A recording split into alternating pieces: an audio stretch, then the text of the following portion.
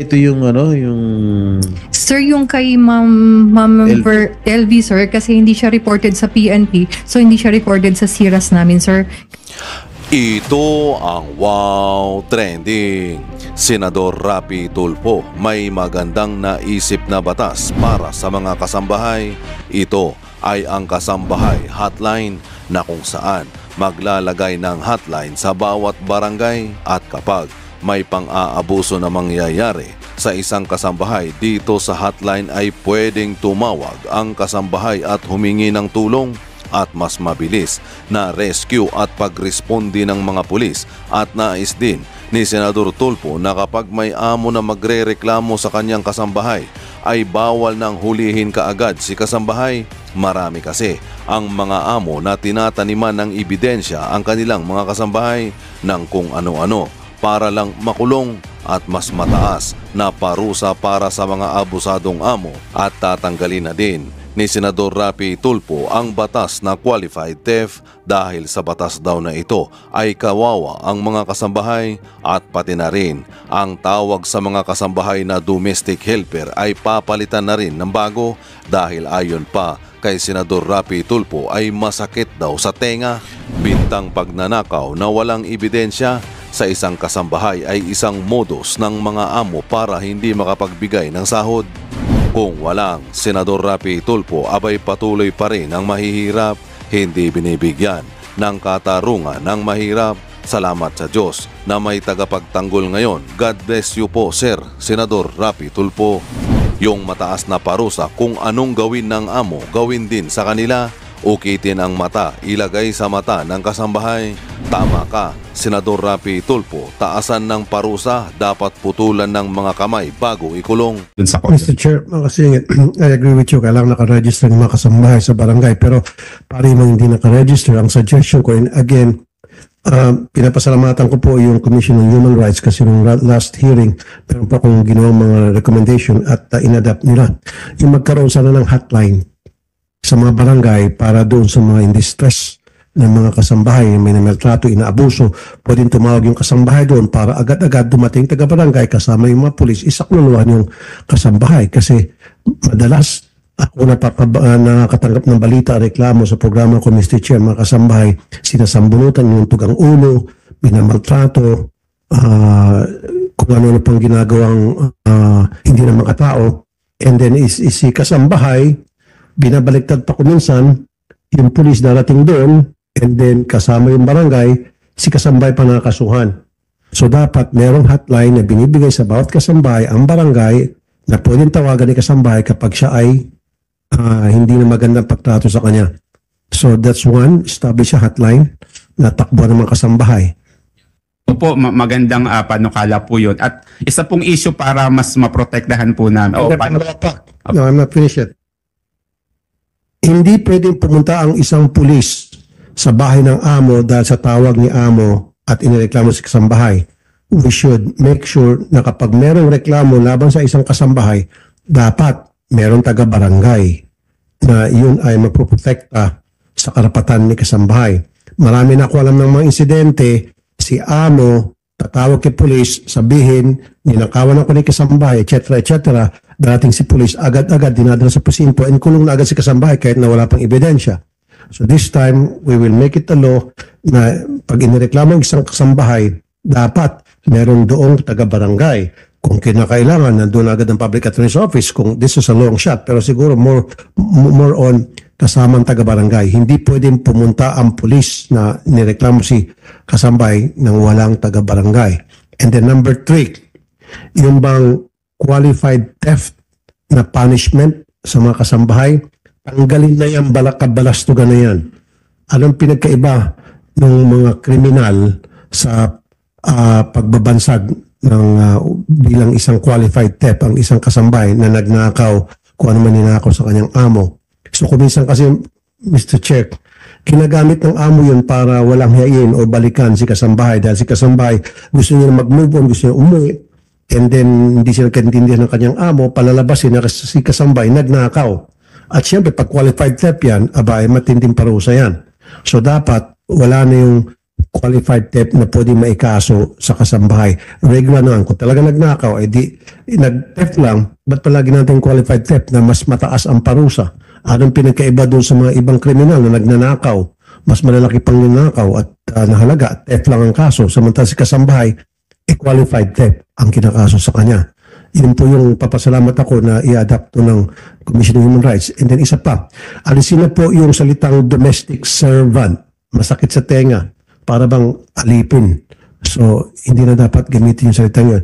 Doon po kasi sa provision ng Article 310 ng Revised Penal Code, ang tawag sa mga kasambay, domestic servant. So, dapat hindi na natin adapt yung salitang domestic servant. And, yung taasan po ang parusa sa mga amo na nagmamalupit sa mga kasambahay. Mataas dapat ang penalty, mataas dapat ang pagkakakulong kung sino mang amo na patunayan na inaabuso niya, binubugbog, sinasaktan, minamaltrato ang isang kasambahay. That is something that we have to make sure na malalagay po sa batas natin, Mr. Chair. Yes, with regard to the qualified theft and theft, medyo napag-aralan ko sa nag-aaral po tayo ng batas ng araw.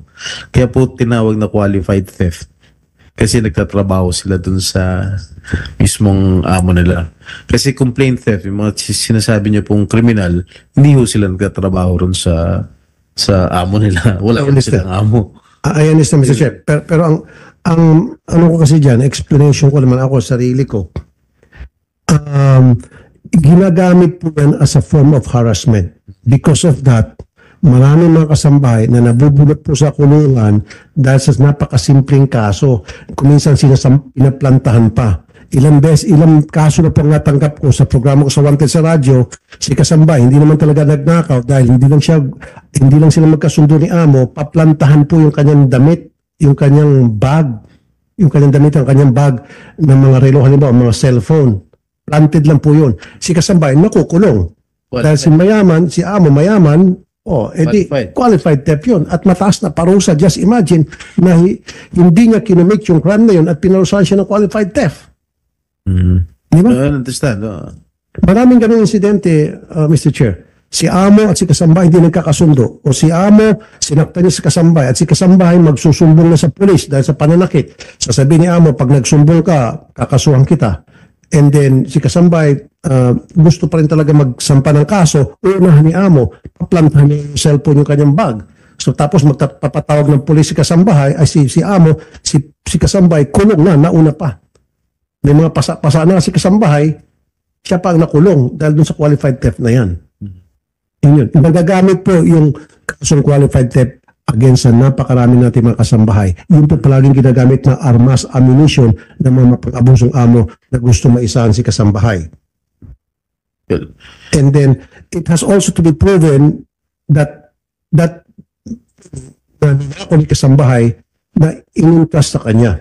Siguro that's another factor na para matawag talagang qualified theft. Halimbawa, sinabi kasambahay o kasambahay, itong cellphone ito, I entrust it to you upon you to make sure na hindi mawawala ito, na alagaan mo to. Paano kung hindi in-entrust kasambahan? Meron ko isang kaso, nawawala yung cellphone ng anak ni amo. Cellphone ng anak ni amo. So ngayon, ang nangyari, naging qualified theft. Ikinuha sa kasambahay. Malaman-laman lang later on na yung cellphone pala nung nawawala ng anak ng amo na misplaced lang nandun sa ilalim ng kama. Yung kasambahay, qualified theft ang kinaso sa kanya. Yun po palagi ang ginagamit ng armas ng mga pang-abusong amo na gusto mangharas ng kanilang kasambahay. So for me, it has to be changed. We will take note of your opinion and your inputs, Senator Rafi. In due time, maybe we can amend Siguro, some of the Mr. Chair. provisions. Kasi walang pinagkaiba yan. Paano po yung mga ibang talagang magnanakaw? Talagang sinadya nila magnanakaw. At talamak na magnanakaw. Test lang pwedeng ipaso sa kanila. Samantalang si kasambahay, kailangan qualified. Ganun ba natin turingin yung palibasa yung maliit na tao? Pitik-pitikin na lang natin at gamitan natin ng so I'm not referring to the laws that Yeah. you guys passed, Mr. Chair. I think it's about time that we have to revisit the law para maging patas naman sa ating mga pobreng kasambahay na sila po ang naniliburan sa atin, day in and day out nandiyan sila para sa atin, magkasakit tayo, sila nagluluto sa atin, namamalengke, naglinis ng bahay. So dapat mabigyan sila ng fair treatment kapalit ng kanilang napakagandang serbisyo sa mga pamamahay natin. Salamat po, Mr. Chair. Thank you, Senator Rafi. PNP, meron na ba nag-violate ng batas kasambahay? Meron ba kayong mga datos na pwedeng ipresenta sa amin? Yes, Mr. Chair, Your Honor, meron kaming data na for presentation po later. Pero Audio? ano to, sir, yung Video? mga Video presentation? PowerPoint presentation lang po, sir. Ito yung, sir, yung mga violations on yung RA 10361 lang, sir. Pero yung record na against kasambahay, wala po kaming data nun, sir. Minutes is your PowerPoint? 3 to 4 minutes, sir. Only? Yes, sir. Baka nagugutom na kayo. Sige. Please present it right now. Ready na? Presentation? Nasa, ano na, sir.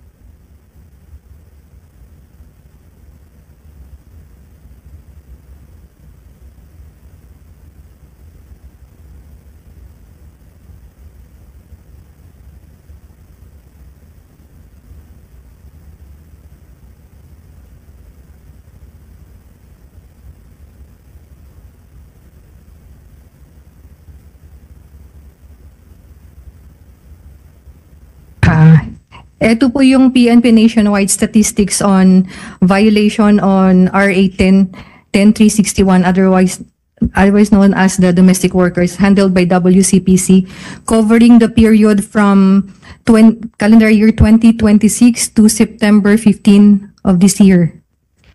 So we have a total of 46 cases, sir.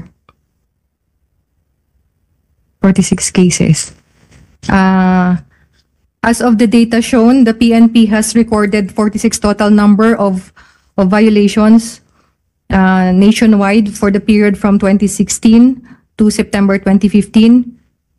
Ayun po yung pwede pong pakilakihan kasi para doon po sa Nakikita namin previous dito. slide. Sa previous slide po, yung sa data on cases. Yung previous pa. Halos lahat sa NCR. Yes, sir. Sa NCR po ang may pinakamaraming reported cases, sir, na handled ng WCPC. So, makita din dyan, sir, na as to the PNP regional offices, the top 3 with a significantly high recorded incident are NCRPO, bali 32 po out of 46. Region 10, 5 cases, and Region 7, 4 cases. We all know that these 3 regions also has the highest population nationwide, sir. Kaya, tsaka mga urban areas po, sir.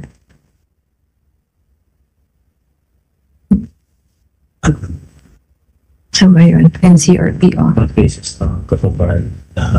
Usually sa Metro As to the status of the victims, we have recorded 32 unharmed sa reported cases, sir. 10 injured. 10 Yung sa mga injured, anong klaseng injuries? Physical, of course, physical injuries. Kasama na ba ito yung Sir, yung kay Ma'am LV, sir, kasi hindi siya reported sa PNP, so hindi siya recorded sa SIRAS namin, sir, kasi nag-report siya sa NBI. Mr. Chair, makasingit. So, Colonel, itong record ninyo ay base doon sa pag-report ng kasambahay sa PNP. So, may mga kasambahay din kasi na nag-report lang sa barangay at hindi na nakarating sa PNP. So, hindi included dito. Sir, hindi po included kasi ano yun po, yung lupon ng tagapamayapa muna sila, sir. Pero dapat kasama rin yan. Isama mo rin sila dahil victim din sila. Violence, victim sila ng pangkakarahasan ng kanilang amo. Dapat magtanong din kayo sa mga barangay. Mr. Chair, Your Honor, sir, ang kinikater lang namin yung lumalapit lang po sa stations namin. Okay. Pero kung pag-uusapan natin yung data tungkol sa pang-abuso at rescue ng barangay, siguro magkakaroon kayo ng hiwalayang data, pero sabihin nyo, ito yung mga nag-report sa amin, ito yung mga hindi nag-report. Para magkaroon kayo ng data. Para makita natin the big picture tungkol doon sa mga pang-abuso against sa mga kasambahay natin.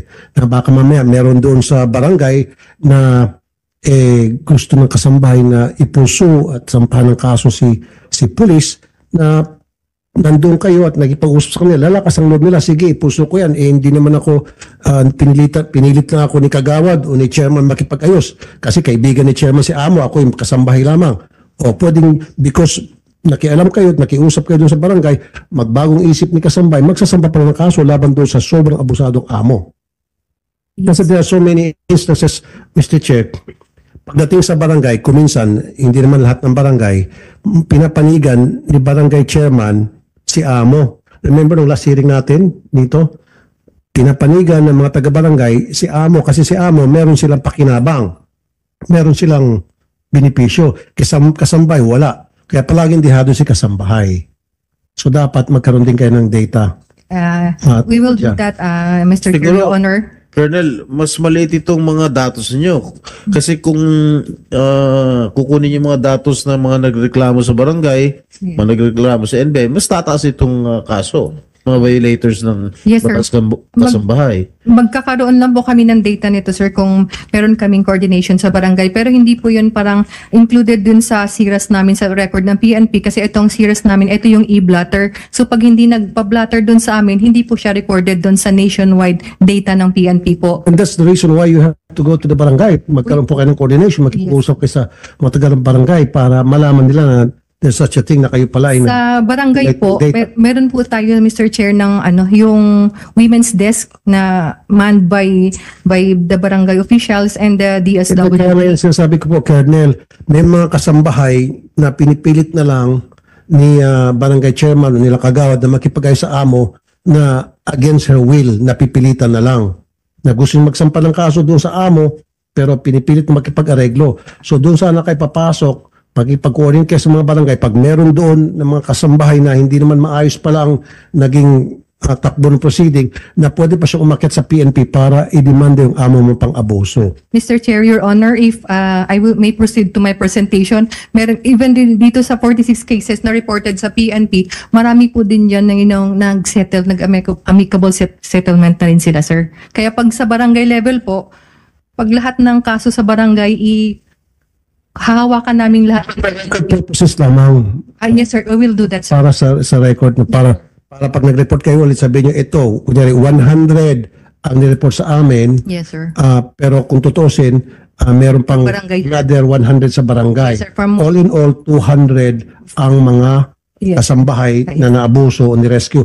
Para isa lang tatawagan kasi Yes, tatawag sa barangay, tatawag sa pulis, tatawag sa NBI. Dapat isa lang record, isa lang pwedeng tawagan na doon sa tatawagang ahensyang yun, alam niya na lahat yung record tungkol sa mga pobreng kasambahay natin. Yes, sir. We will do that, sir. So we will be presenting data from the SIRAS of the PNP and the reported cases reported in the VAUSI of 42,000 barangay nationwide, sir. Ito pa, Mr. Chair, mayad ko, bago ko makalimutan.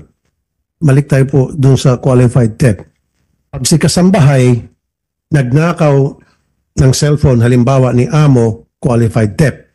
Pero qualified theft and then police kulong. Samantalang pag si amo nagnakaw sa sweldo ni kasambahay, meaning hindi niya binigay yung sweldo ni kasambahay, which is pag nanakaw na para sa akin, hindi qualified theft yun at hanggang dole lang. Nakita niyo po yung disparity? Pag si kasambahay nagnakaw ng cellphone, kulong ka, qualified theft yan, taas ng kaso mo. Pero pag si amo nagnakaw ng cellphone ni kasambahay, ay nagnakaw ng sweldo sa kasambahay, hanggang dole lang siya. At hindi siya makukulong. Ibalik mo yung pera ni kasambahay na ninakaw mo, okay na kayo, paluin na yung kamay mo. Doon nakikita ko yung hindi patas sa batas. Yun lang. You may continue. Thank you. Before that, Bago I'd like to kalimutan. acknowledge the presence of Senator Bato de la Rosa. Sir. Before you proceed, Colonel Schmidt, sir. Smith. Yes, sir. How'd you pronounce it? Schmidt, sir. Shit, ano? Schmidt. Schmidt mo. Smith. Smith. Yes, sir. Baros na lang, sir. Hindi, ano lang, Maricel na lang. Ano? Maricel, Maricel. sir. Yes, sir. Dun sa, remember, yung kasambahay, it comprises not only of yung mga yayas natin, Sir. kasama dyan yung mga cook, Cook, labandera, sir. labandera, hardinero, Housekeeper. okay, mga housekeeper, Yes, sir. okay, except yung mga drivers. Am I correct? Yes, Hindi, ako yung nag-ano ng batas nito, kaya alam ko. Yes, sir. Ilan dun sa mga na-biktima, yung mga nag-violate, involves yung mga yayas, mga cooks? Do you have any figures? Sir, as